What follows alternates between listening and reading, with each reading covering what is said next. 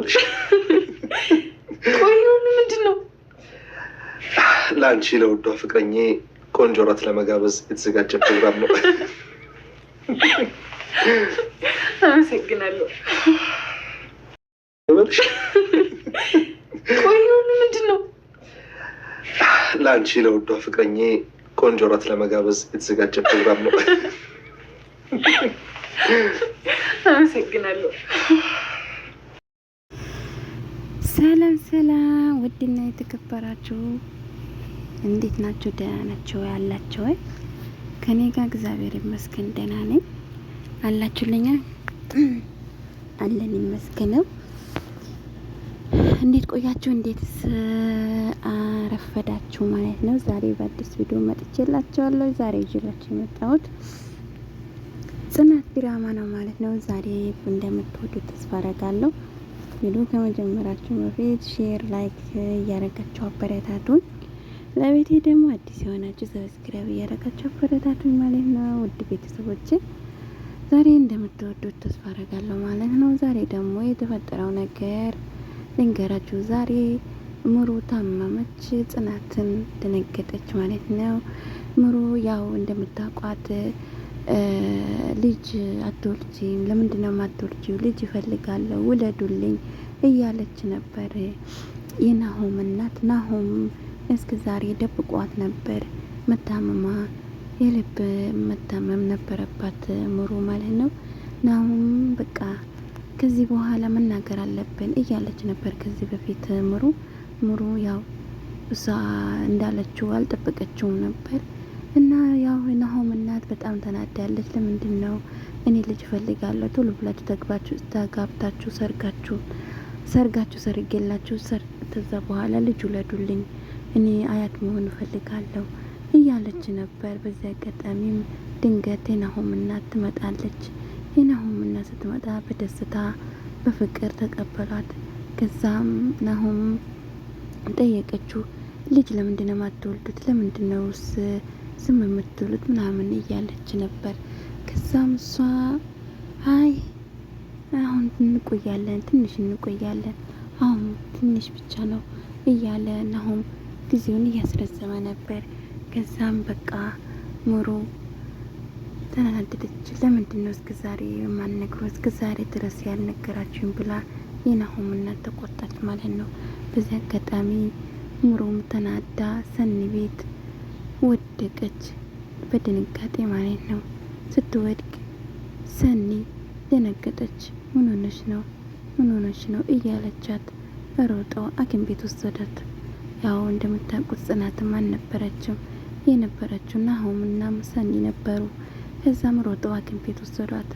ሐኪም ቤት ወሰዷት በኋላ ያው ድና ቤት ገባች። ከዛም ዛሬ ደግሞ ሰኒና ክሩቤል ያው እንደምታውቁት ፍቅረኛሞች ናቸው። ዛሬ በደስታ በፍቅር ደስታቸው እያጣጣሙ ነበር። ለሰኒም ሰርፕራይዝ እያረጋን ነበር። ክሩቤል እንደምታውቁት ያው ምግብ ሰርቶ ቤቱን በአበባ በሻማ ሙቅ ድምቅ እያረገው ነበር። ከዛም ያው ሰኒ በጣም ደስ አላት። ወይኔ ይሄ ማን ነው? ማን መጥቶ ነው እንደዚህ ያደረገው? እያለች እየተናገረች ነበር። ክሩቤልም እኔ ነኝ ያረኩት፣ እንዴት ነው የገባኸው? በምን ገባህ? እንዴት ገባህ? እያለችው እየጠየቀችው ነበር። እሱም በቃ በዚህ ባጥር ዘልዬ ነው የገባሁት። ምንድነው እንኳን እዚህ ቤትሽ ለቂና ልብሽ ውስጥም ገብቻለሁ አላት። እሱማ እውነት ነው ገብተሃል አለችው። እናም እሷም በጣም በደስታ ተቀበለችው፣ አበባውም ተቀበለችው ማለት ነው። እና በቃ በጣም ደስ አላት ማለት ነው። ምግብ ውስጥም ሁሉም እየጠጡ እያለ በድንገት ቤት ይታመማለች። ቤት ይኸው ራሷ ኪኒኒ የሁሉ ኪኒኒ ቅማ ይኸው አረፋ እስከምትደፍቅ ድረስ ወደቀች።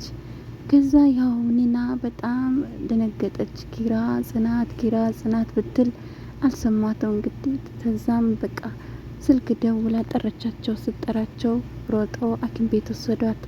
ሲወሰድ ምንድነው ሲባል ኪኒኒ ቅማ ነው፣ የሀገር ኪኒኒ ቅማ ነው ምናምን አሉ። ከዛም ደንግጠው ሰኒና ክሩቤል ደስታቸው እያጣጠሙ ያለ በድንገትም ሲሮጡ ሄዱ።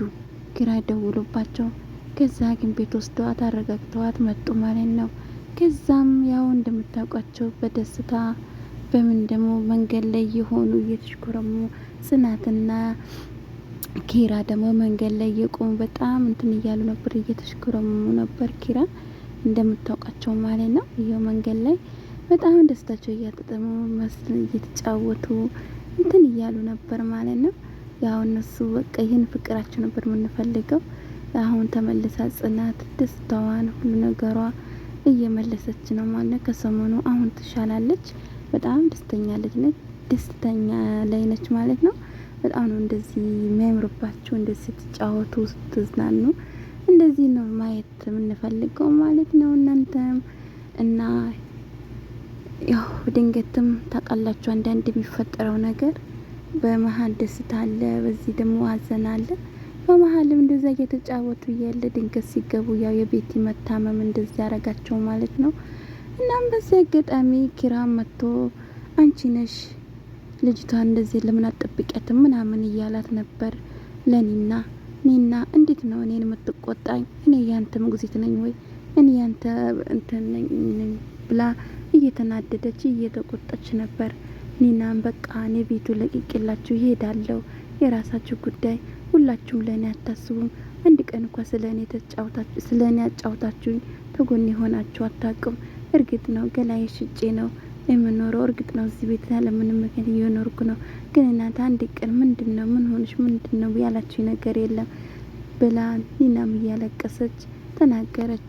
ኒና በቃ አታልቅሺ፣ ተይ በቃ እንረዳሻለን፣ ያው በእህትሽ ጉዳይ አይደለም አለቻት። ጽናትም ቢሆንስ አንድ ቀን እህትሽ ተሻላት ወይ እንዴት ነሽ ብላችሁ ታቁኛላችሁ፣ አሁን ልቀቁኝ ልሂድ እያለች በሩን እየታገለች ነበር። ጽናትም አይ የፈለግሽው በይኝ፣ አሁን እንኳን አትሄጂም በዚህ ጨለማት፣ ነይ ሁሉም ነገር ቁጭ ብለን እናወራለን አለቻት። ከዛም ኒናም እሺ በቃ እንደዚህ ካልሽኝ በኋላ ምን አረጋለሁ እሺ ብላ ጽናትም ወደ ቤቷ ይዛት ገባች። እናም ያለው ነገር ይሄ ነው ማለት ነው ውዶቼ። እና ብዙዎቻችን አንዳንዴ የምናስበው ነገር አንዳንዴ ጓደኞቻችን ምንድነው ብለን ምን ሆናችሁ ብለን መጠየቅ አለብን። ግን ሁሉም ነገር እያየን በኋላ ተሚቆጨን ምንድነው ማለት ጥሩ ነው ማለት ነው ውዶቼ። የዛሬ ቪዲዮ ይሄን ይመስላል ማለት ነው።